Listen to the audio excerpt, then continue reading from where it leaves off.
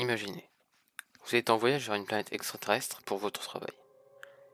Mais votre vaisseau se crache et vous êtes le seul survivant.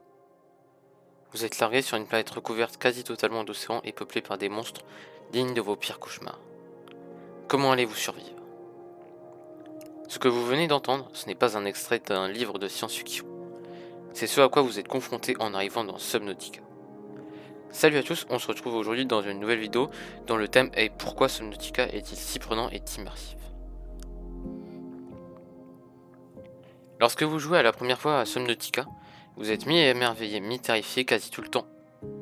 Vous découvrez en effet des biomes avec des flores et des faunes colorées et inconnues, et vous vous habituez à reprendre votre respiration régulièrement pour ne pas passer l'arme à gauche.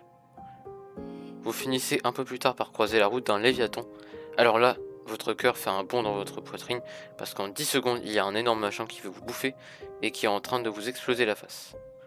Pas de chance, vous êtes mort. C'est là que vous vous souvenez que ce n'est qu'un jeu, tellement il est immersif qu'on pourrait s'y méprendre. Mais qu'est-ce qui le rend si immersif et prenant? Quand vous commencez une partie pour la première fois, vous êtes immédiatement largué dans l'histoire, où il y a tout qui explose. Puis vous sortez de votre capsule et de survie et apercevez l'immense vaisseau dévasté au milieu d'un océan à perte de vue. Tous les éléments sont là pour vous entraîner dans cet univers riche et fascinant après quelques secondes de jeu.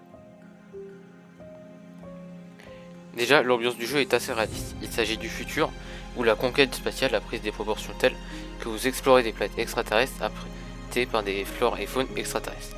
Jusque là, ça paraît pas complètement fou.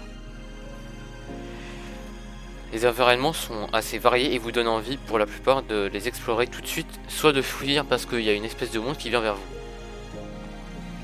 La carte est riche et variée et il y a un grand nombre d'animaux, de plantes, certains inoffensifs, d'autres un peu dangereux et d'autres mortels le plus souvent.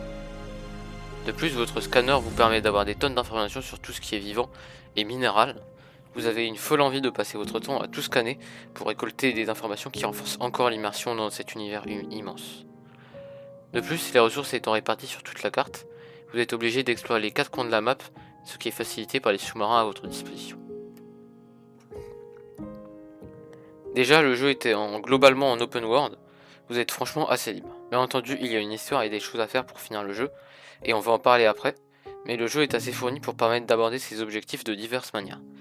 Vous devez aller à un endroit pour faire tel truc, mais c'est loin, mince. Du coup, je vais faire un sous-marin, et en explorant un peu, je vais trouver un truc louche, tiens, ça a l'air cool, je vais essayer de le construire. C'est littéralement ça, de bout en bout du jeu. On veut faire un truc, mais en essayant de le faire, on découvre 3 autres trucs à faire, et on a envie de les faire. L'histoire de Subnautica est prenante. Vous êtes le seul humain sur cette planète et vous devez survivre et essayer de partir. C'est le seul jeu auquel j'ai joué qui procure cette impression si particulière de solitude. De plus, vous n'êtes pas le seul à avoir mis le pied sur cette planète. Vous trouvez des anciennes bases d'humains s'étant précédemment crachées et des structures aliens extrêmement avancées. Cela donne une ambiance qui renforce l'impression de réalisme de ce monde. L'histoire jouit de divers fils rouges entre soigner votre maladie mortelle, s'échapper de la planète, en savoir plus sur ces héroïnes aliens, arrêter la fuite du vaisseau qui va rendre radioactif toute la zone.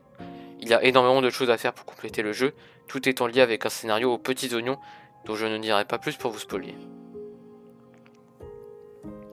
Dans ce jeu, vous pouvez créer vos sous-marins et vos bases personnalisées pour survivre en scannant des fragments de divers objets humains apportés lors de l'explosion du vaisseau. De ce fait, une grande partie du jeu est basée sur le système suivant. Scanner tous les morceaux d'un objet, récolter les ressources pour le construire, le fabriquer pour après continuer dans l'histoire et construire d'autres trucs. Ce système est la base du crafting et de l'exploration dans Subnautica. De plus, vous pouvez articuler vos bases à partir de plusieurs modules et y mettre posters, meubles et tout le nécessaire. Vous passerez beaucoup de temps à créer vos bases dans Subnautica. En plus, vous pouvez donner un nom et changer la couleur de sous-marin. En résumé, Subnautica est si prenant et immersif grâce à son monde riche et immense, son histoire fascinante et sa création de base qui donne envie d'en faire toujours plus. Subnautica est un jeu bien particulier que vous devriez tester au moins une fois, qui est une expérience marquante par son réalisme et qui aura une place à part parmi vos jeux. J'espère que cette vidéo vous aura plu. Si c'est le cas, n'hésitez pas à laisser un pouce bleu, à donner votre avis sur Subnautica en commentaire, à vous abonner à la chaîne et on se retrouve dans une prochaine vidéo. Bye.